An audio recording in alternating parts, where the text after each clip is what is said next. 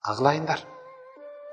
Кимдир бирөөңөр атаңарды капа кылып койсоңор, азыр чыккыла дагы, ата, мен сизди жакшы көрөм. Мен сизди ушунчалык жакшы көрөм. Анткени азыр чыгып чалайын десе көпчүлүгүнүн атасы жок. Эй ата, Рамазан айыңыз куттуу болсун. Туткан орозоңузду Аллах Таала кемчиликсиз кабыл кылсын дейин десе атасы жок. Ата, ифтардабы, таравих намаздабы иши кылса кайсыл учурда болбосун, мага дуа кылып туруңчу дейин десе атасы жок.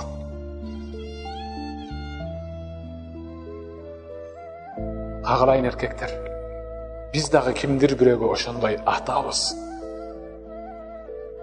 А бирок биз аталарыбызды ошентип чалып, сүйүнтүп, кубантып, мен сизди